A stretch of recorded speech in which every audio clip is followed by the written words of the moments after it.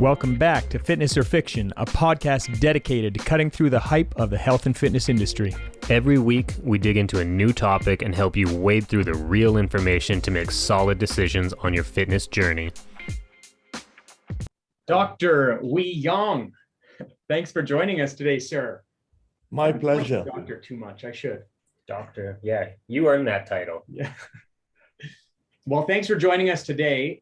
So typically our podcast, what we're talking about is things that people need to understand better or get into a little bit deeper for a good conversation. So today it's probably going to circle around MS a lot, I would assume, but what our main goal is to try to get out more information for people. And recently I've talked to a lot of people that they're really not sure what MS does and all this sort of stuff. So thanks very much for being here. I think this is going to be really enlightening for a lot of people. So, well, thank you for inviting me. It's my pleasure to be here. I hope this is going to be useful and informative for your followers. I think it is going to be knowing who you are. So that I think is a great place. So for a lot of people, Dr. Wee Yong, would you mind giving us a little synopsis of kind of who you are and what your current position is? Sure. I am a scientist, a neuroscientist that works on the brain and spinal cord. I'm a professor at the University of Calgary in Canada. I do research into the brain and spinal cord, and I address my questions focused around multiple sclerosis principally, but also a little bit of brain tumors and stroke. Very cool. How did you end up going into that field? What was the process like that kind of drove you there? Well, I've been involved in research since my PhD days at the University of British Columbia. I started working on a type of brain cell called oligodendrocytes during my training.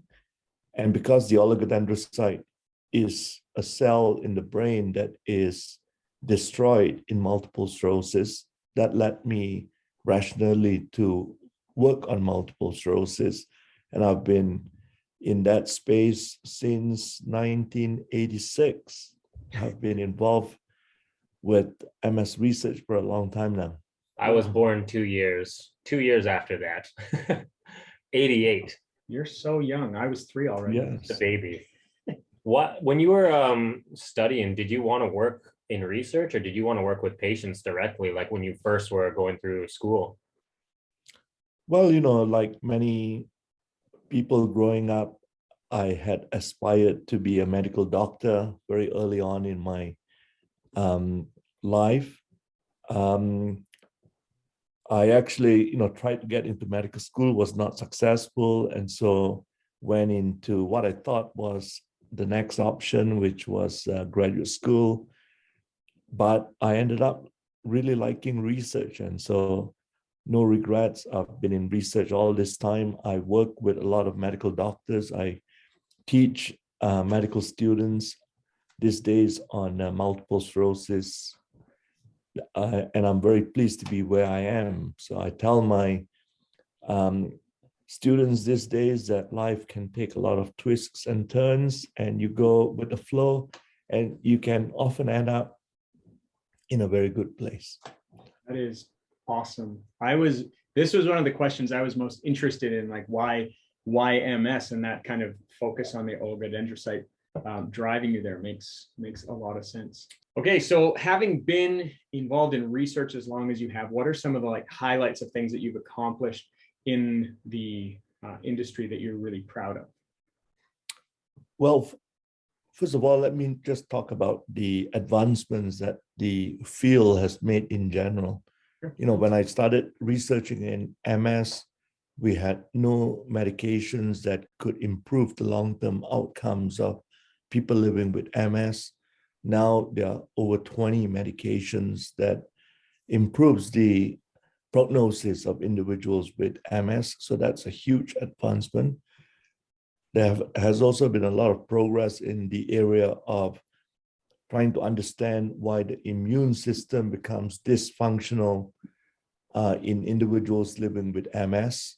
And there we ourselves have contributed original findings to help explain how some immune cell types become overactive and then make their way into the brain and spinal cord to produce injury. So there's a lot of improved understanding there.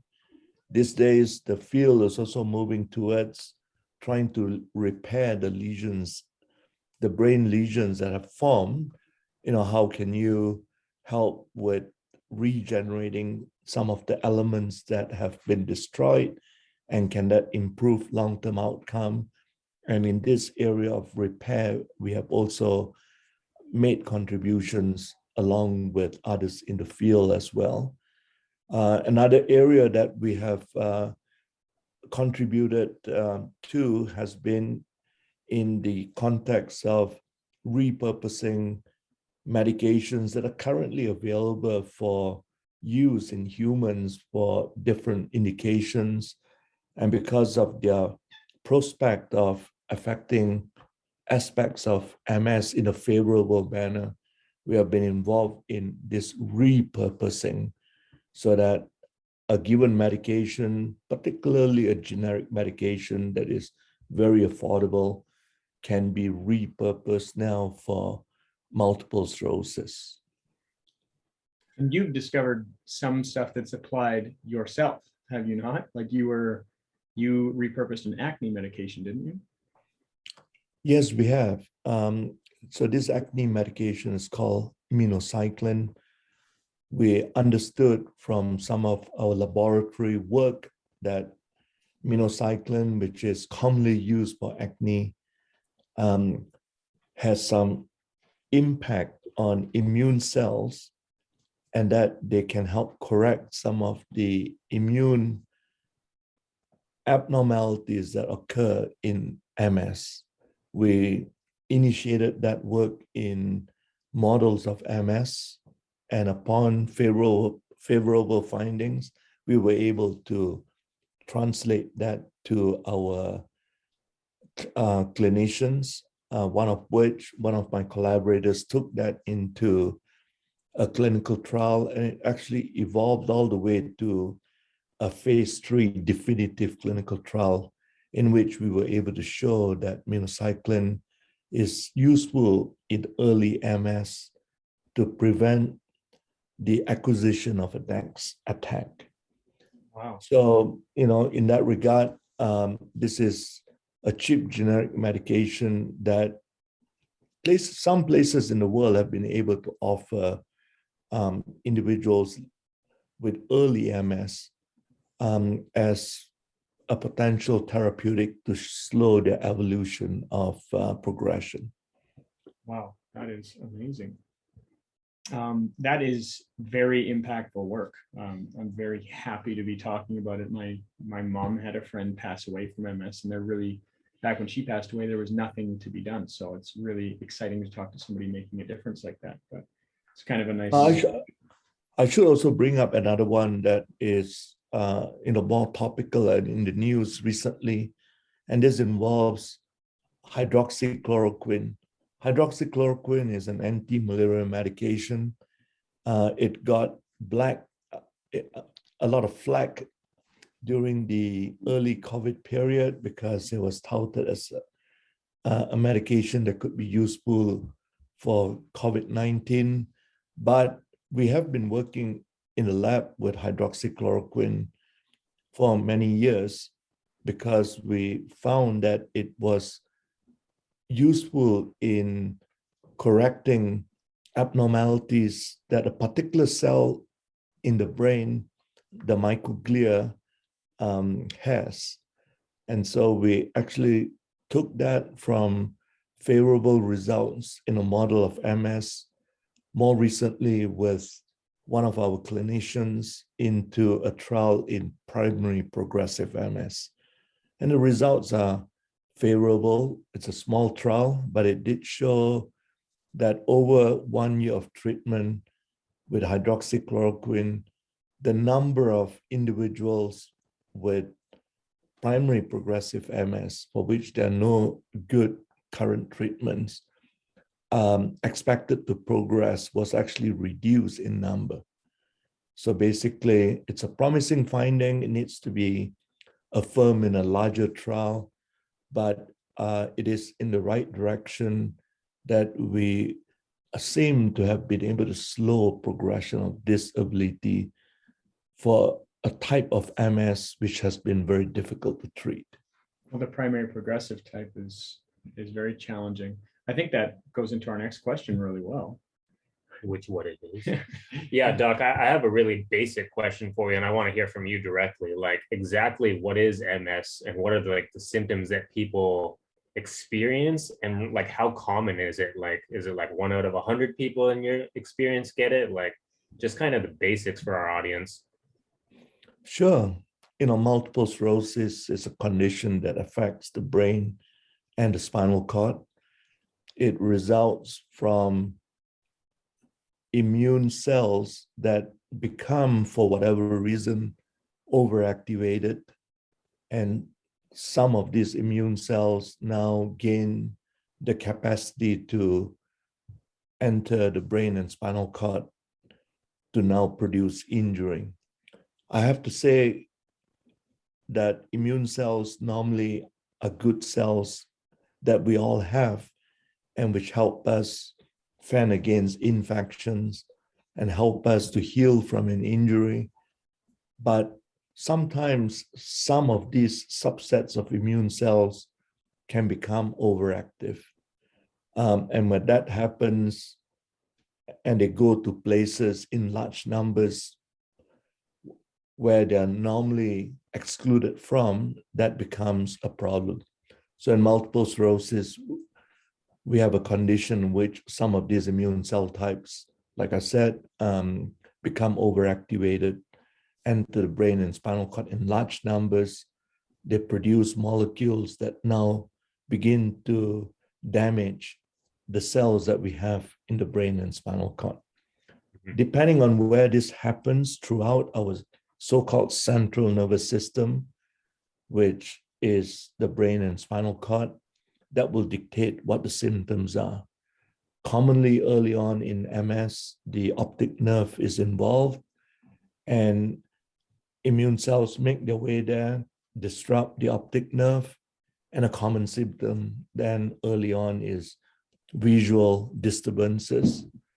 But you also have immune cells affecting parts that control movement, and so you end up with some movement abnormalities, etc.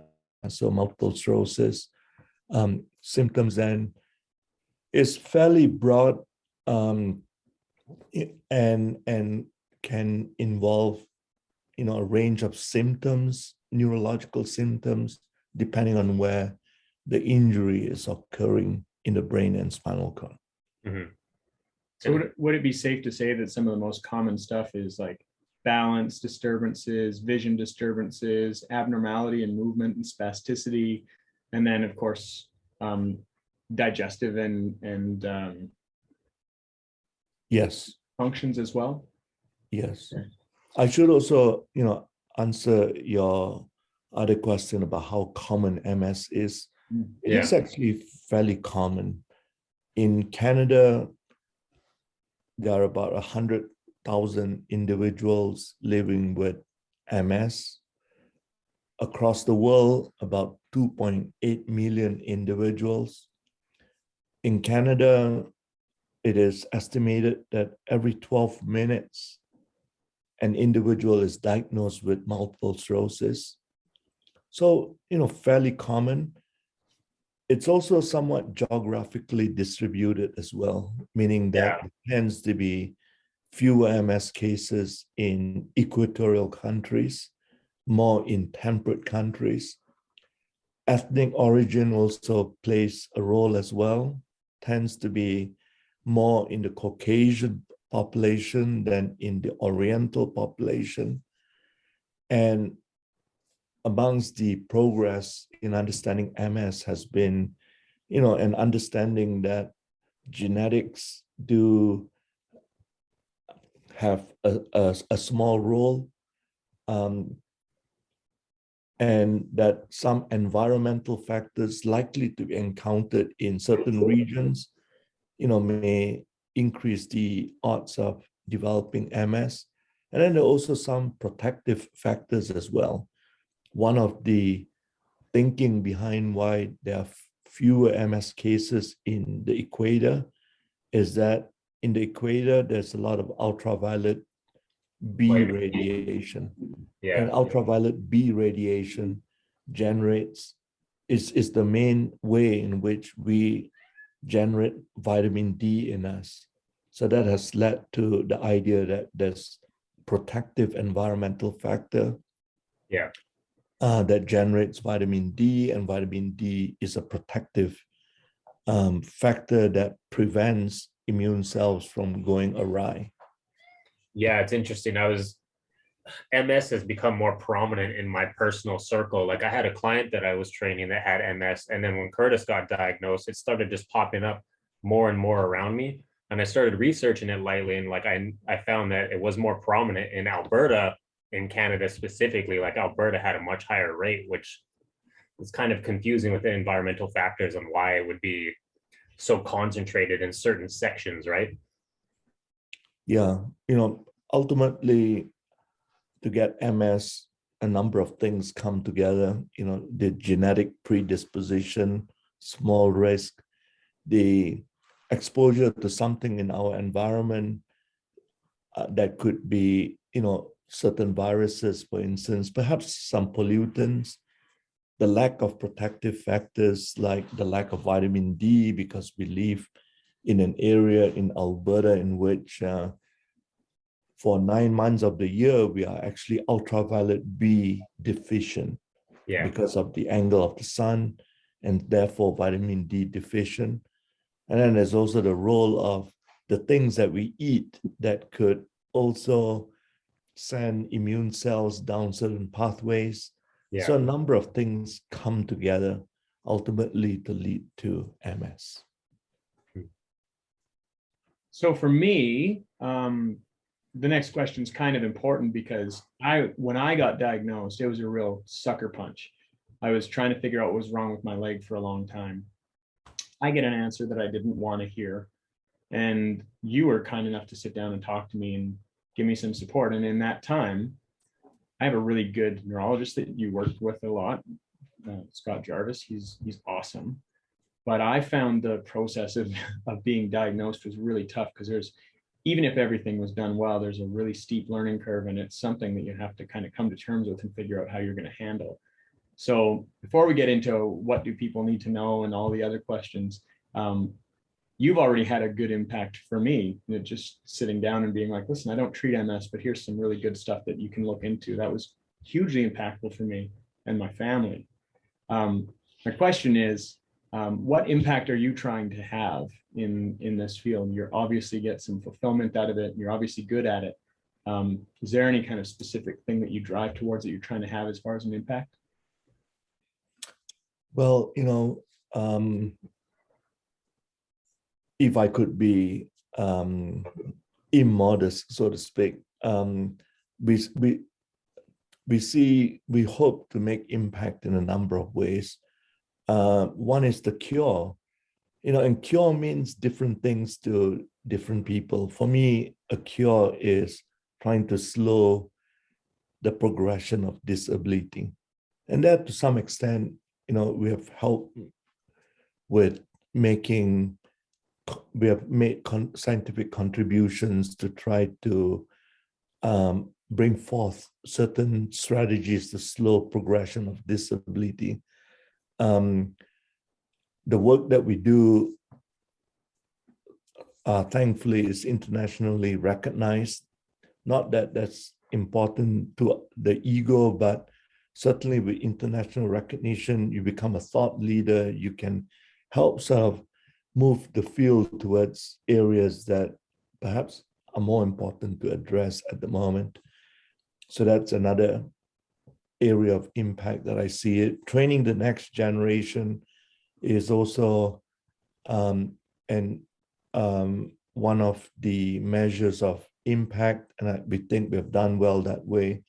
I have about 30 of my past trainees that are professors around the world, many of them working on MS, trying to move the field, with the work along the lines of trying to understand how to promote regeneration of the brain and spinal cord.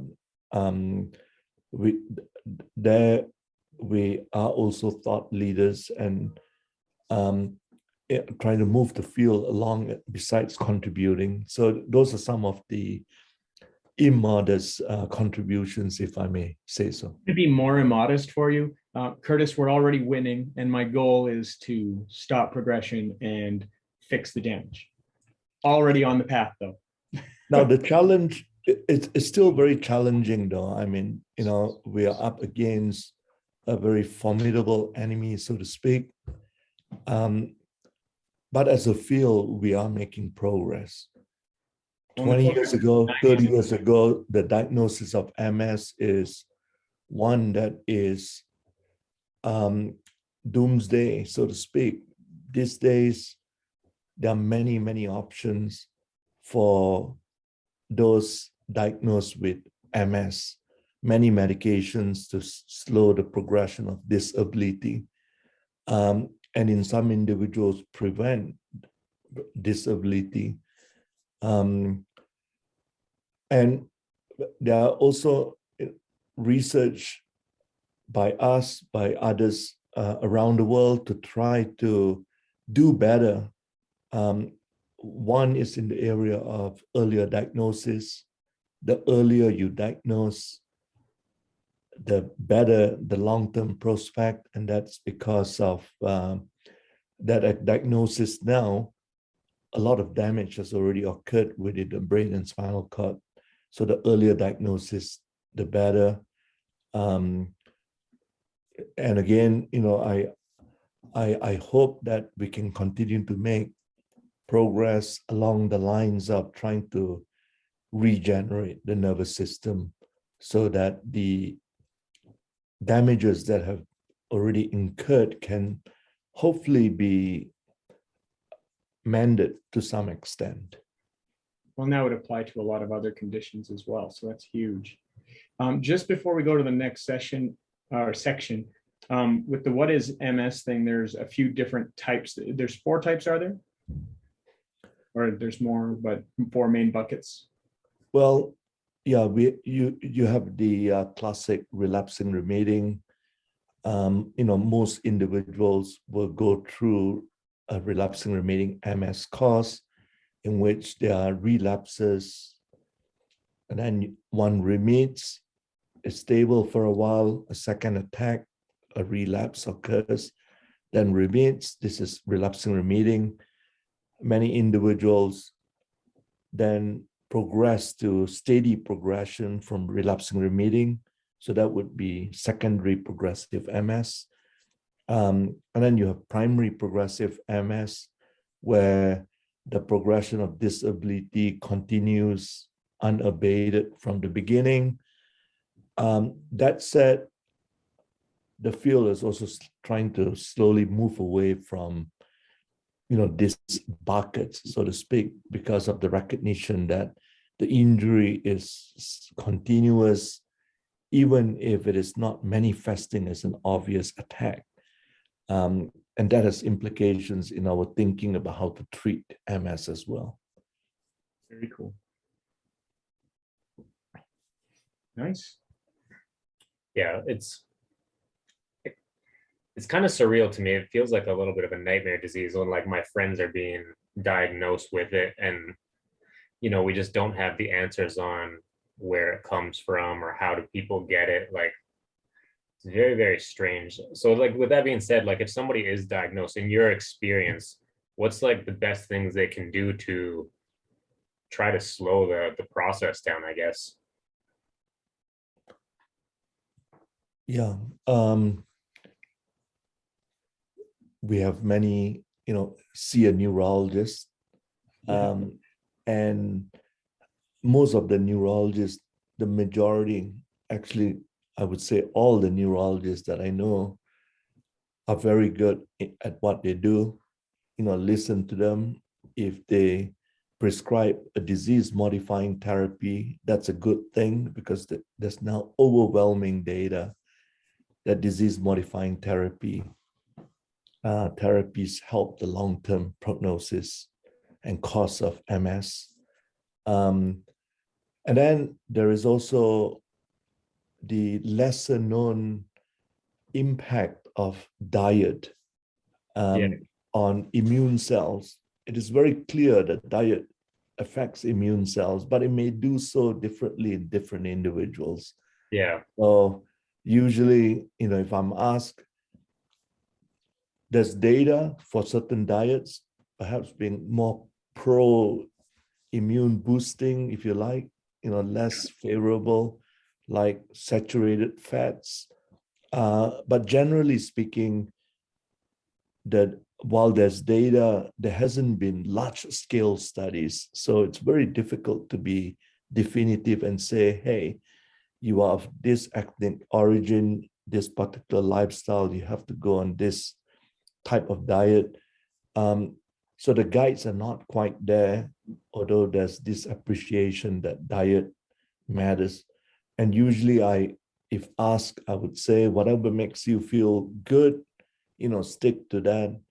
Yeah. And then exercise is another area, that you folks champion. And it is very clear that exercise is not only good physiologically for the entire body, but exercise affects immune cells. Mm-hmm. Exercise, and that's another contribution that we have made in the MS literature, at least using models of MS, and that's exercise repairs the brain. So while it's recognized that exercise generally is good and can help tame the abnormal activation of immune cells, we contributed by emphasizing that exercise helps with brain repair processes. We did a study in a model of MS in which we found that short exposure to exercise changes over 100 proteins within the spinal cord. That's just amazing. Yeah. We are trying to move forward with a concept called MedCercise, which is medication plus exercise. So this combination is MedCercise. The idea there is that exercise improves all these proteins within the spinal cord and brain and make those more favorable for a repair medication to act upon. Mm-hmm. So we're trying to enhance, if you like, the potential repair capacity of not only exercise, but also of medications that we are trying to bring forth as potential pro-regenerative medication. So yeah, exercise, very important. That's what we would tell individuals. It is good for your MS. And also to access sites such as the website of the MS Society of Canada, where one can look at, what does one do? A lot of information out there. So diet obviously plays a role. I can kind of speak from my own experience on this one. Since my diagnosis, I haven't had any new relapses, which is good. I get that confirmed for the past year in That's May. great. I've found that changing my diet has been key, and the way that I feel as my guide, as we discussed, has been a big deal. So I went keto. I felt pretty good. I read a book called Overcoming MS by George Jelinek, and he was recommending going vegan, and I felt really bad on that. And then I got some sensitivity testing back that I'm sensitive to gliadin or gluten and dairy. So basically I'm kind of put those two together, and I don't have gluten or dairy, and I eat pretty low carb. And that's been really transformative for me. So I think there's definitely something to diet but like you, I don't think it's one size fits all. As far as exercise, where's the research at on types of exercise? Because in my experience, if I do something that's long term, the heat beats me up and lots of reps just don't feel great. But if I can do heavier or more intense bouts that are short with longer rests. And I find that makes a big difference. And even if I want to do deadlifts and I'm feeling jittery that day, I can go and do something power based like kettlebell swings and it'll settle that down. Is there any good research going on about what people should do as far as exercise modality with MS, or is the research kind of limited to just kind of, well, exercise helps? No, there's good research ongoing about types of exercise, intense interval, intense versus less intense, interval trainings of high intensity, rest, next high intensity, shorter versus longer. A lot of those research are occurring in individuals living with MS. And some of these studies also have brain MRI and other tests like cognitive function tests. They are all small studies for short periods, months, but they generally are in the right, in the same direction, and that is the more exercise, the higher intensity, the better. The problem there is, as you point out, intense exercise is not for everybody. And how do you maintain an exercise regimen for in individuals for a long period, particularly for those who have many challenges to begin with? And this body heat that is generated, very much an aspect of MS as well. The inability to control body heat. And there has also been recommendation of wearing cooling jackets during exercise. I have a colleague at Memorial University in Newfoundland, which is actually one of the best centers on MS exercise research in the world. And they actually train their progressive MS individuals in a cool room. And so the room is set to about 18 degrees, and it's heavily physiotherapists aided. They are doing exercise in a cool room. But ultimately, though, it's hard to maintain. And for now, the data are all in the same direction of exercise being good. Like I said, more exercise, the better. But it is hard to, practice. The National MS Society of the United States recommends, in a consensus statement by expert, 150 minutes a week of exercise, preferably if one sweats, gets it to the point of some sweating. But otherwise, if not, at least, physical activity, 150 minutes per week at least.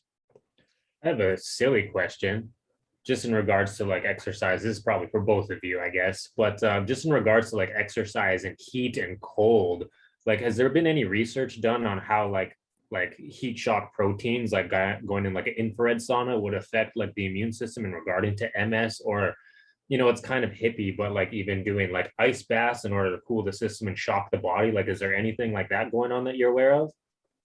That I'm not aware of in terms of shocking the body, and no, I'm not. But I was going to say that another direction that some labs, including ours, are taking is to try to understand why exercise is good for brain repair in our case in particular.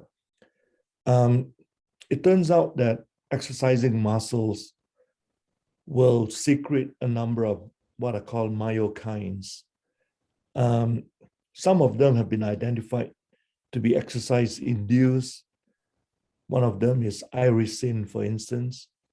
And this protein can actually travel into the brain and help with some of the processes within the brain. So that's only one molecule.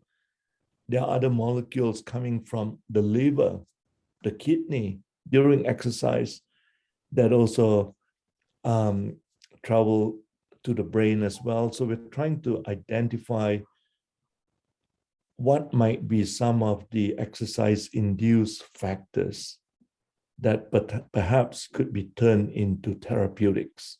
Yeah.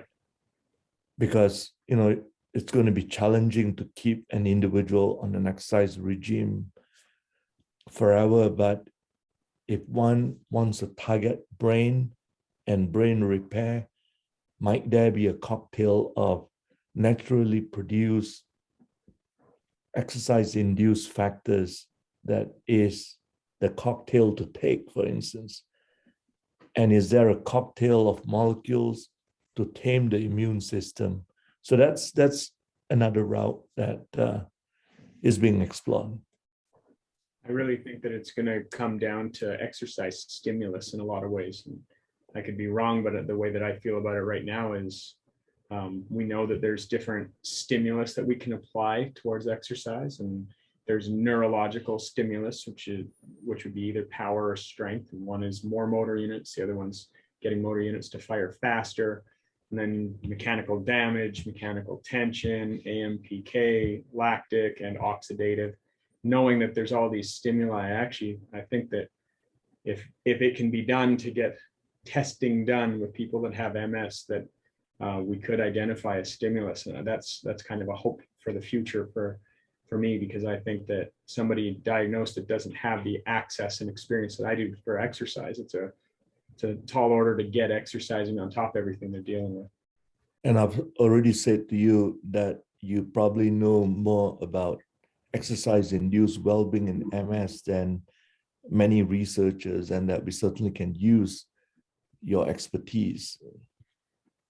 Yeah, I think that more conversations need to happen for sure. I'm excited about helping with that, hopefully. So, on our podcast, we often deal with misconceptions. We talk about red flags. We try to get clarity for people where it's challenging, because without context, clarity is really challenging, and the internet presents lots of opportunities for that. The classic, here's 5 exercises to fix your back. And I'm like, well, you've never met my back, slow down. So are there any misconceptions or people doing things to try to help with their MS that you're like, that's a misconception, it's not worth it? Well, there's certainly many misconceptions in the medical field, or perceptions of what could be useful. The bee sting, for instance, the unfortunate CCSVI venous maneuver, that many misconceptions is very easy to spread. So CCSVI is when people were having was it a shunt or something put in to expand their circulation to their brain, and that turned out to be not good research. So that's one. Right. That's what I ran into early on. I was like, really, is that a thing? And you were like, no, it's not a thing. Well, CCSVI was this was first introduced by an Italian doctor who is actually not a neurologist, but his wife has MS or had MS. I'm not sure if she has passed on, but he made the claim that MS is a condition of venous drainage from the brain, and he had this procedure in which he opened up the brain. Well, lack of venous drainage from to the brain. And anyway, he opened up, used a stent and opened up the vein feeding into the brain, and said that his wife recovered substantially. And that was picked up by actually television channels, including actually one in Canada, W5. I remember seeing the episode because the reporter showed a supine MS individual that then had the Lazarus effect of walking immediately after that venous opening. That then led to many individuals having their veins stented, opened up. And since then, though, studies that are done in an objective, blinded manner have not shown any benefit at all. And in fact, many of those shunts resulted in troubles for many individuals. Veins collapsed, the stent moved somewhere else, a stroke occurred. So it's very, very easy to get misconceptions these days, unfortunately. And there are many of those in the literature, in the internet. So on the other end of things, what is most new and promising in research? What are the kind of directions that you're really excited about and finding value in? Well, I think these days there's a lot of work going on in the area of trying to slow progression or prevent progression. And that can take the form of medications to reduce injury, or medications to improve repair, or earlier diagnosis to slow, long-term, to treat early. A lot of research around which medication to go first. Do you hit the immune system very, very hard at the beginning upon diagnosis, or do you sort of gradually, go from a low-grade immune modulator to a very potent one successively? So a lot of work going around those areas. Also, there's the possibility of preventing MS in those at risk, those who have not yet developed MS, but perhaps have some genetic predisposition. So that is also an area that is moving along. Lifestyle factors, smoking, salt being undesirable in MS. Quite interestingly, and this is not to promote it, but there was a study out of Sweden in which those that consume a lot of alcohol, seem to have reduced risk of MS. So, people that consume alcohol, pardon me, yeah, they drink lots of alcohol. What's the outcome? So they segregated countries like Sweden, Denmark. They have a registry that is lifelong, from birth all the way to death. And whatever medication that you have taken, lifestyle, etc., all of these are entered. So they were able to do this retrospective study based on what is in their database of who ends up with MS, and then going back, what was their alcohol consumption like? And those that were deemed to be heavy drinkers, those were the ones that had the lowest propensity of ending up with MS. That's weird. So you did not drink enough. You need to spend more weekends out, Eric. That's your fault. Apparently, gotta go to the bar more often. Oh, that's nice. Like I said, that's not a lifestyle that we should promote, but it's interesting. Yeah. So I guess just to wrap up, like, is there anything that people can do to like help move things along? Anyone who wants to help? Well, I would say donate to the MS Society of Canada. Research is a very expensive enterprise. The MS Society gives out a lot of grants to enable research across the country. And it's with research dollars that enable research that will allow knowledge to be gained and improve upon. Well, thanks very much for coming out. I think we could probably do another episode on just supplements. So I didn't want to go down that rabbit hole too much today, but thanks very much for spending your time with us. I think that there's lots of people. I even had somebody reach out last week that they just got a diagnosis and wanted to talk to somebody about it. So I think there's a lot of people that need what you're doing, and you're very appreciated for doing what you're doing and spending your time doing that, not only in the research environment, but actually spending time like this, presenting it at different events and getting the word out on what this is, what people are dealing with, and how to meet it somehow. So thanks very much for being here. Yes, sir. Thank you for coming. Well, thank you for this conversation. Yeah. All the best. Yeah, you too, man. Thanks for joining us this week. We appreciate your support. If you enjoyed this episode, we'd love it if you would subscribe, follow, and throw us a like on YouTube, Spotify, or Apple Podcasts.